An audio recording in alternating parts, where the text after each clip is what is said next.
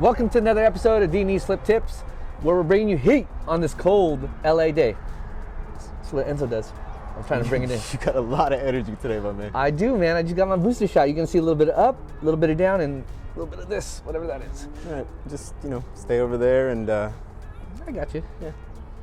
It's so weird. All right, well, hopefully you guys have been watching, and if you have been, you've seen that we talk a lot about enhancing the neighborhoods we work in. We do that by adding square footage, adding value, by adding units, creating dope outdoor spaces, really cool signage like he just pointed out. We just want to be cognizant and point out the fact that we actually do live in these neighborhoods, have grown up in these neighborhoods that we work in, and the history within these places is really important to us. The last thing we want to do is come in as this big bad developer and mess things up. Huff and puff and blow everyone's houses down, and then... I was doing the whole thing, I had a spiel. That's the big bad... It reminded me of my youth and the story, so I wanted to fill it in. My bad. Hey, Ni, tell me a story. No, you tell them the story. Go, you tell them. You don't want to tell them, see? No. No. All right, so the point is this. We love keeping the integrity of these neighborhoods intact, and it's all about enhancing versus just changing everything flat out. And that's kind of what we're going to talk about on this video coming up. Before we do that, though, let's make those fingers move on the screen. Let's turn the notifications on, turn the thumb right side up. You turn, my turn, we all turn. Turn the lights up. You just always got to cut.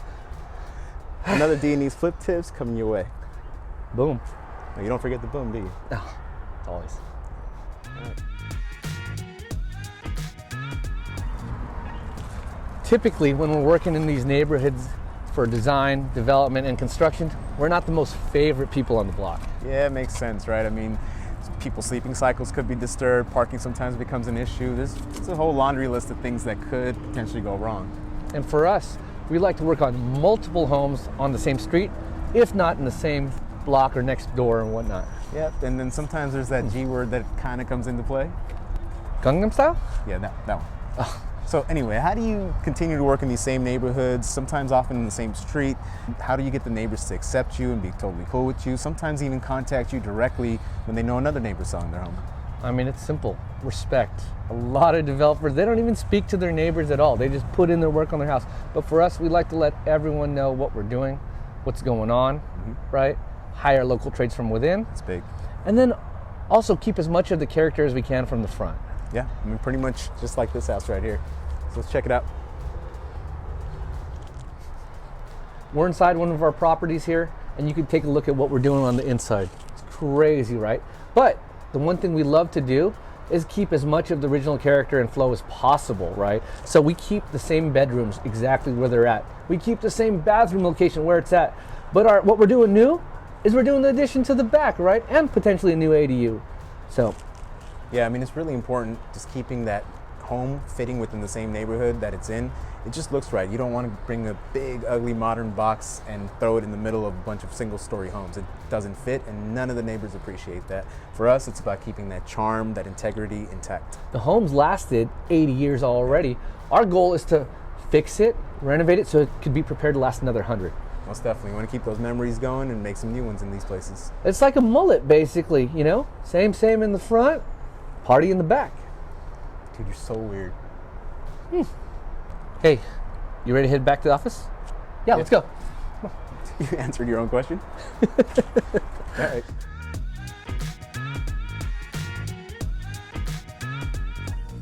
We've been doing what we're talking about for over 10 plus years. And if you're an investor in real estate, you know those years are like dog years.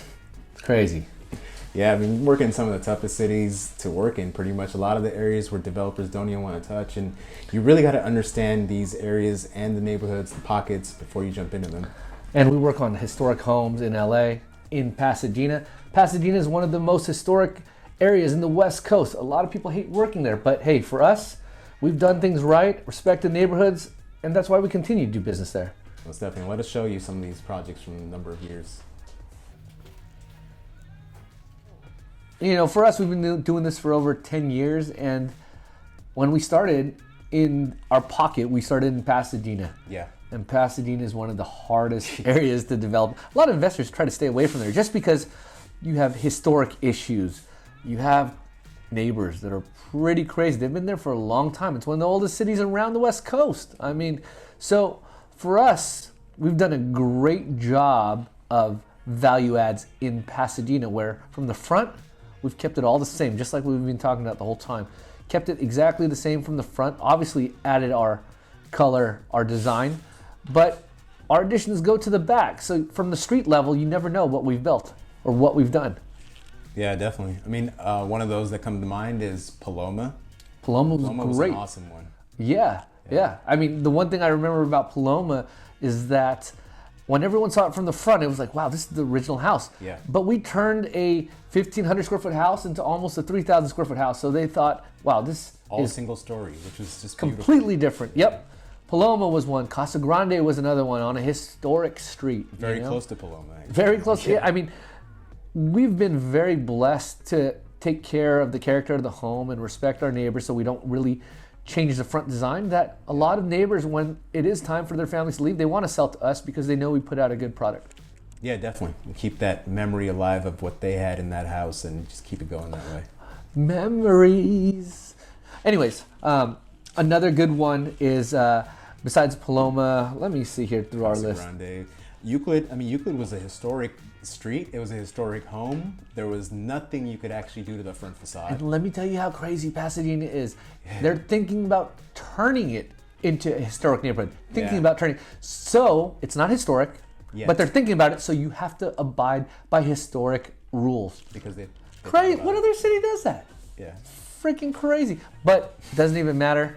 We still took a house that's loved by the neighbors because we kept its original character. We kept a lot of the windows in the same areas, right? But we just updated. We modernized it and added to the back. That home was across the street from basically the mayor of that street, and that dude came by every week to look at the house and couldn't believe how much we actually added to the back of that house and how dope it looked. It stayed as a Tudor.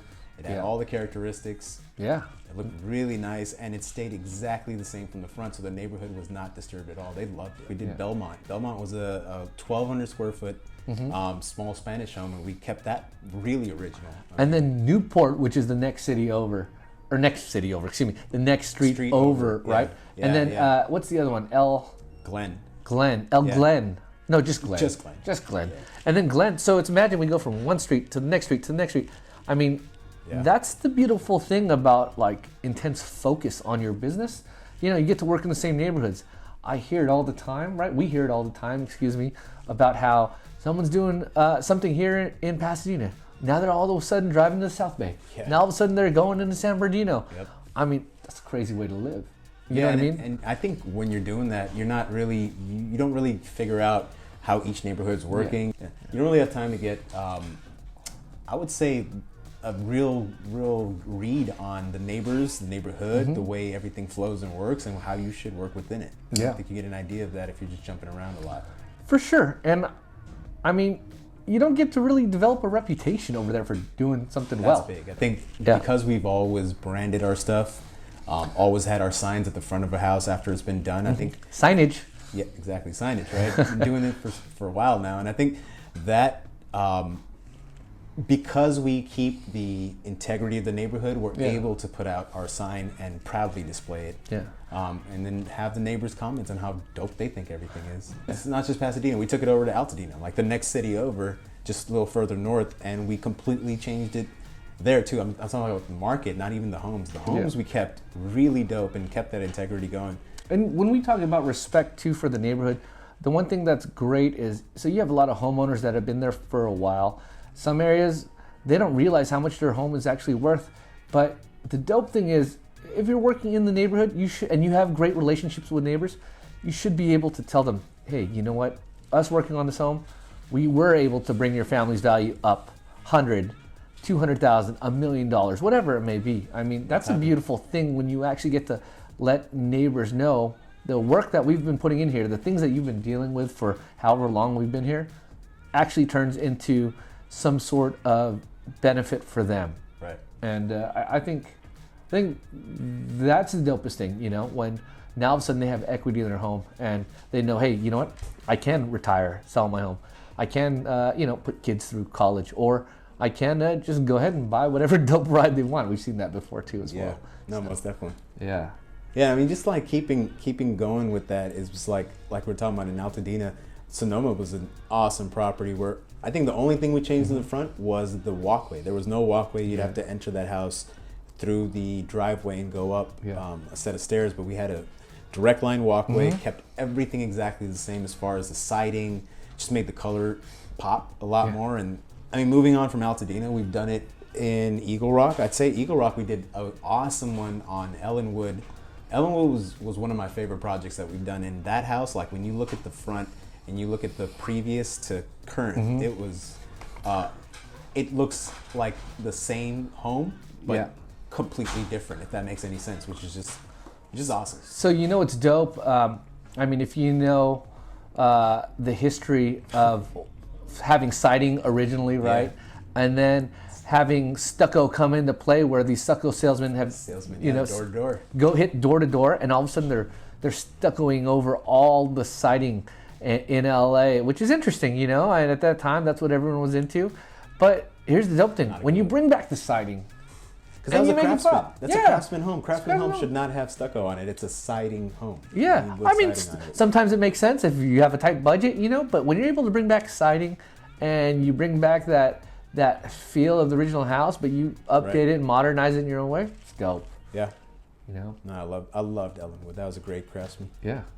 So I mean, we've talked about Tudors, we talked about craftsmen, Spanish, farmhouses. We've done it in, I'd say, every style and just about almost every city in Southern California that we've wanted to work in. Yeah, it's very rare that we change the front facade of a home to go very modern. Do you remember Holly Ridge? Holly Ridge was one of the first 25 homes ever built in the Hollywood land. It was actually one of the first 5 homes built on right underneath the Hollywood sign. That's when it was called Hollywood Land. Yeah. That was an interesting one right there, and that was such a tough street to work on, but there was so much history over there. Yeah. And I mean, we worked on that, and we kept the exterior exactly the same and brought it back to its, you know, to its like glory days, which is dope. Oh, that was a gorgeous home. I love that one too. I mean, moving on from, I would say, Eagle Rock and further east and further south, even into other parts like Highland Park, we've done it with Spanish. Yeah. With a couple craftsmen out there. Yeah. With California bungalows. Even. We've worked on quite a few historic homes over there, and historic's interesting. When you work on historic homes, you have to keep everything as original as possible, but you know, you want to figure out how to make this home modern for the future so it could last, like I said, another 100 years. So when you work on historic homes, I wouldn't recommend it to anyone, by the way, unless you got a lot of experience and that's what you want to do. Stay away from historic. But when you do work on it, I mean, you really learn a lot of lessons and appreciate the characteristics of a property and what you need to do so that you could, you know, keep it OG in its way. And if we can, we try to keep the interior characteristics as much of the same as possible But at the same time, I mean, today's family dynamic is so different and the needs within a home are different. So that's why we add square footage and continue building a little bit more and give a little bit more house to some of these families. But I would say, sorry to cut you off, I would say in LA, at least 70, if not more % of our homes in LA, we keep the original floor plan. Bedrooms in the same place, bathroom in the same place, but we just update it. And what we really do for most of these is open up the flow in the common areas from dining room to kitchen or dining room to living room. But for the most part, we keep the same layout of the original home, and most homes we work in LA are little bungalows, you know, 700 to 1,000 square feet. And then our addition is where it kicks in, where we add in, you know, a true master, right? Or open up living spaces more so it's a little bit more grand. Yep. I had nothing to add to that since you cut me off. Thanks. You know, I mean, I love cutting you off and playing tricks on you. My body's sore. And that's what I got. That mic is not plugged in. I know, but it looks good though. Why are you speaking into a mic? I'm practicing for our future podcast. I mean, let me know what you guys think, you know, if this is a good fit. I'm not going to be able to do a podcast with you if you keep cutting me off. I mean, that's really the only way you do podcasts to get your point in, so. You don't cut people off. I mean. You read the cues, you know, like. I'm Asian, I cut everyone off. Are you making a comment about bad driving? I don't know, am I? It sounded like it. Okay. Just by the way, too, you're Indian, so you're also Asian. No, I get that. I know. I was just letting you know. But we are fine with the driving. Okay. Don't cut people off. I know. Yeah. Yep. Just We just honk and say, "What are you doing?" I got you. Well, let's pretend a cow is crossing and take a pause here, okay? It's gonna be a long pause. Thanks again, guys, for watching another episode of D&Ni's Flip Tips. Hopefully you guys got a few dope little nuggets and see how we do when working in our neighborhoods. That's right. I think for us, it's really important to respect the neighbors and respect the areas we work in, and that's kind of what we're preaching. I mean, it's good to keep the integrity and the history intact and where it's at. And that's how you keep working in the same neighborhoods. Right. I mean, you don't have to go from one end of the county to the other end of the county. We work in this little 10-mile radius, and that's how we roll. And it always works out. Always works out. Yeah. So anyway, hope you guys got some good value. Check back with us again on the next D&Ni's Flip Tips. If you have a comment about anything else you want to watch, let us know. Type out some messages. Give us some likes. You know, I said that part do already. your thing. I'm just repeating it. Okay. You know, Hype good to man. go. You hype man now? What's the free gift? Give Today, him something for free. Today, the free gift is the bottom of Nini's shoe since he stepped in poop. That'll be in the highlights. You want to tell him about the fact that you pushed me into the poops? No, it's I okay. hate this guy. No season 2 for We'll D&Ni's catch you Flip on the Tips. next We'll one, see you okay, guys? Later. Yeah. Boom. Peace.